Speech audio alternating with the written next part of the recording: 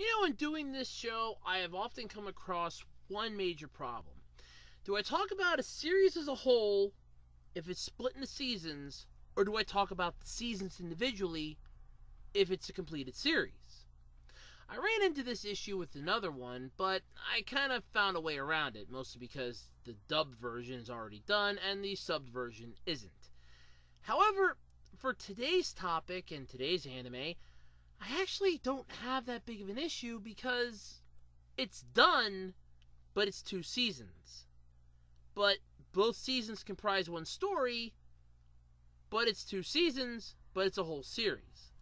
So it's, do I split this up into 2 videos, or keep it as 1 video and just let time go where it may?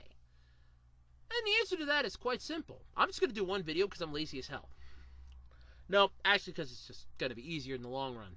So today I'm taking a look at GoDannar. That's right, GoDannar. So let's get the heartbreaker going, because it's time for our double drive and triple drive. And we're about to take a look at GoDannar. Oh god. I really gotta find a better way to start these shows.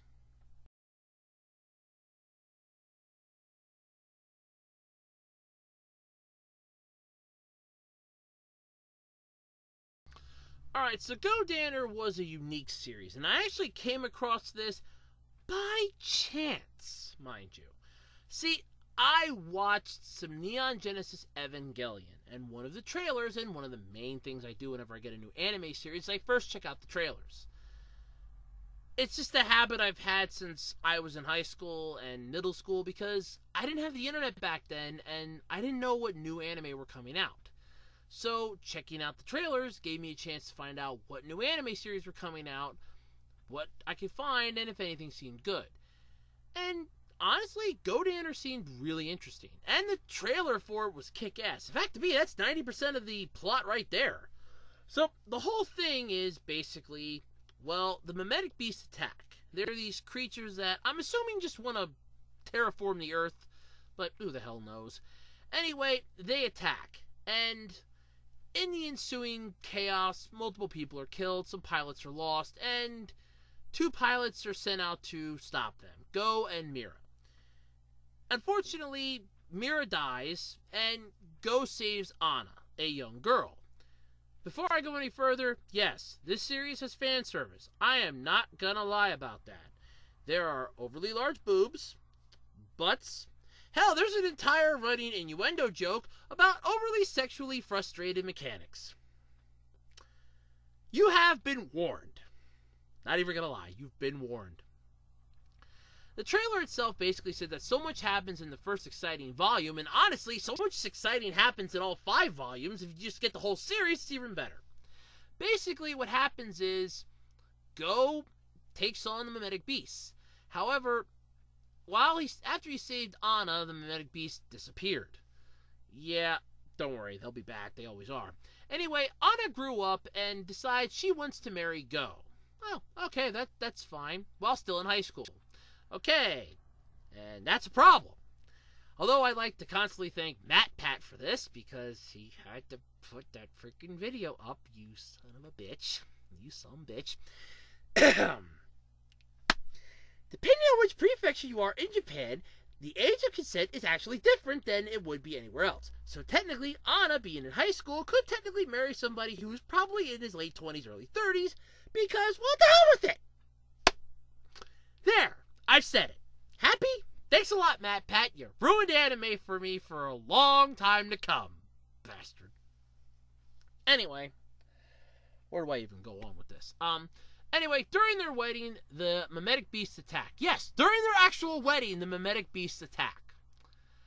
Everybody's fine with Go getting married to Anna, so long as they keep it a secret from Anna's classmates. Anna's father, who you don't see, but there's a lovely twist you'll get in the end, basically is also fine with this. He's fine with anything, basically. And so is her mother, who's Go's boss. Yeah. See, her mom is Go's boss, and then she also becomes Anna's boss / mother. Go and Anna live together on the base. They basically have Go's younger brother, Shinobu, living with them, which puts a damper on the honeymoon, which thank God we don't have to worry about. And there's a whole bunch of other stuff between the sexually frustrated mechanics, the mimetic beast returning. Oh, and Anna's a giant robot pilot too, because what the hell? Let's just throw that on top of the sundae. Basically, the mimetic beasts re-emerge and go and Anna take them on. Only this time, the mimetic beast seemed to be using one of the old robots as part of its body. The God Diver? I think it was. Well, anyway, basically, it's being controlled, and so's the pilot. And honestly, this is where the series starts taking a weird turn. Now, we're introduced to the other pilots from the other nationalities, and I want to stress this point too. Thank you, trailer, for telling me that as well. But they have their own sexual frustrations, they have their own nationalities, problems, plot points, plot holes, what have you. In fact, the entire second season is literally just their plot points and issues coming to light. Oh boy. We got America, Russia, Great Britain, China. Those are the other 4 pilots and countries. With GoDannar, Volspita, I forget what the American and the British ones were named. Honestly, it doesn't matter because I don't care, okay? Because the main characters you want to worry about are Go and Anna. Why? Because this series is called GoDannar, not giant robots fighting aliens. The series goes on with Anna starting to have really bad ideas about wanting to stay a robot pilot after, oh, surprise, Mira's still alive. Yeah.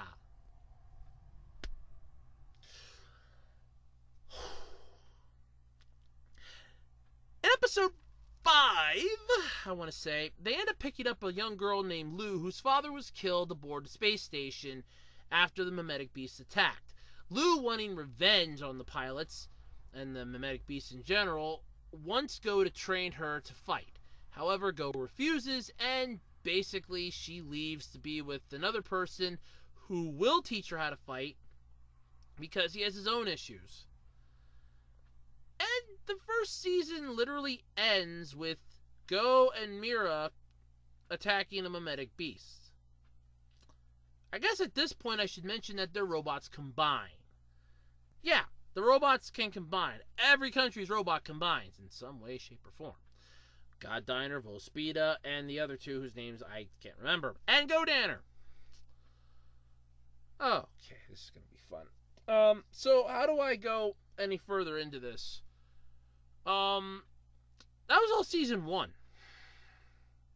You know, besides honest classmates, the sexual frustration, the robots, the mimetic beast, the overarching story between another one of Go's friends / pilots wanting a piece of his ass, and Mira coming back. The ex-girlfriend and the wife. That's a wonderful combination made in hell, isn't it? This is gonna be good. The second season kicks off with Anna basically trying to find a home since she left, well, Danner Base, and her little cat she's been carrying around since the start of this series had its little set of kittens. And everywhere she goes, it's get her out, get her out, get her out. Mostly because of the cats. Until she winds up with her final friend, who basically has all the room in the world because her parents are away on business, and Anna goes, I should have just came to you first. I don't know why you didn't. It would have made more sense. But she ends up finding the strength and courage to return to her position at Danner Base and goes back. Honestly, not a bad call. She was mostly upset because Go and Mira had a much better combination and sync between the 2 of them to use more power for the final move that GoDannar can use, the Heartbreaker. Yeah. But, believe it or not, let's go backwards a little bit. Remember when the mimetic beast attacked and then disappeared for a long time and then re-emerged? There was a reason for that. Turns out they were actually utilizing a new type of chemical that magnifies aggression. And what does this do? Well, it turns you into a very not human-like creature. They name it rabbit syndrome, and basically I think they're being generous with that. It turns them into mindless killing machines. But it only affects men. Or in the case of the one American pilot, females with male brainwaves. Like I said, it's going to be one of those series. With all this going on, though, Anna and Go have to deal with this.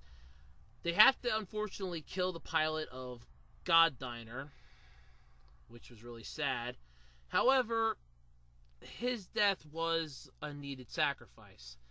There's only really two people that don't fall victim to this, and that's the Russian bots and the British ones. That's it.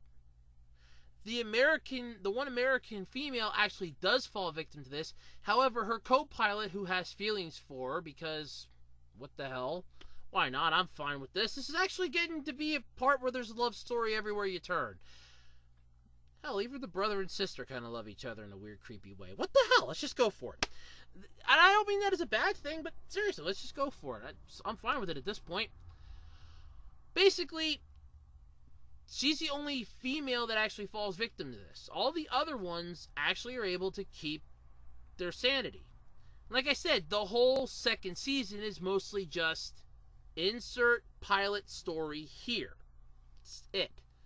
Now, that's not a bad thing, but at the same time, it's not a good thing either.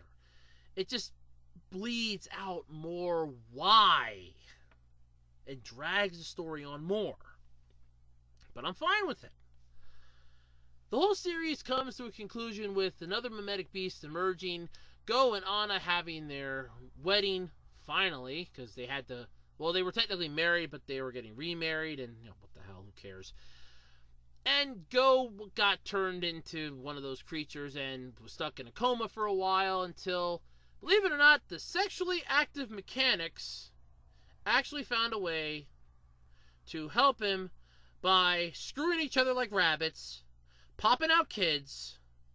One of those kids ended up having the genes and the DNA to be used as an antibody by taking a sample of their blood, and was able to cure this rabbit syndrome. And if you followed any of that, congratulations, you've now completed GoDannar. Welcome to the club. Time to dissect the hell out of this thing. So where do I start? One, GoDannar isn't bad. I like the robots. I like the fact they can combine. I like the attacks. Everything else is pretty cool. The designs, though, are a little off-putting. But then again, each one's unique to its own set. You have GoDannar and GoDannar. You have Volspita. Whatever that British one is and whatever the American one is. Honestly, they're not bad. But at the same time, I like the GoDannar and GoDannars the most. Yes, I'm a little biased because I like bipedal robots, and I think the two are just really cool, but I like the two bipedal robots that literally form into one bipedal robot. Because that's just really cool. And that's honestly all I got for good here. Wow, that's not gonna end well, is it? So let's go into the bad, folks. Remember Anna's dad? Yeah. Turns out he's been watching his daughter from afar. He's the principal in disguise. The principal of her high school is in disguise, and he's her father. This series just doesn't want to make any sense. And I binge watched this in an entire day. Okay. It's gonna be good. Another bad part about this has to be the fact that the plot goes all over the place in the second season. The first season wasn't bad, with 90% of it basically being strange weirdness of this and that. The one pilot dying, and then Mira finding her power to bring people back from the dead and revives her. Whatever, I'm fine with it. In all honesty, you're talking about a show where robots can combine, and aliens or creatures are basically causing people to turn into versions of those creatures. Logic and physics are going out the window at this point for all I care. Seriously. Screw logic! This is science at this point. Screw physics. Screw logic. Screw it all! It's just a strange oddity at this point. Now, yes, I'm not going to complain too much about it, but honestly, it's just stupid. The forced relationships between some of the pilots seem a little strained, like some of the solo robo pilots. Like, they're not the main character, so they don't get a good chunk of the deal here. Like Max, the poor guy that died after episode 1. You have the girl that pilots another robot for some of the episodes, who eventually becomes Go's boss when Anna's mom decides, hey, I'm going to go for a higher promotion and go into space. Then you have a whole bunch of other strange oddities, weirdness, obscenities. You have a mechanic that is constantly pissed off that his coworkers are calling him Pops. But the problem is, and the one explains it, and it's like, I just don't get it, nor do I care. Then you have the sexually frustrated mechanics that are probably getting more in their lives than a horny teenager.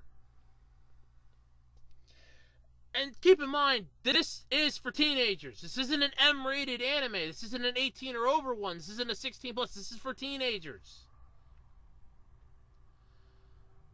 So if you can set all that aside, that's the bad. Let's get into the ugly. Not a fan of the mimetic beasts.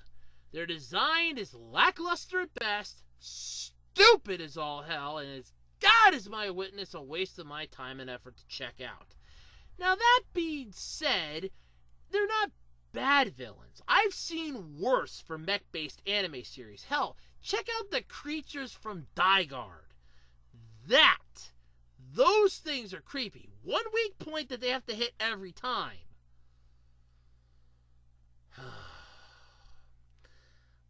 Well, the ugliest part, though, has to be the fact that they literally turn their allies into their enemies in the second half of the series. That's what bothers me the most. With GoDannar being the first one, with its pilot suffering from rabbit syndrome first, then to the other ones. The frustration between the pilots as they feel like they're not getting along with one another.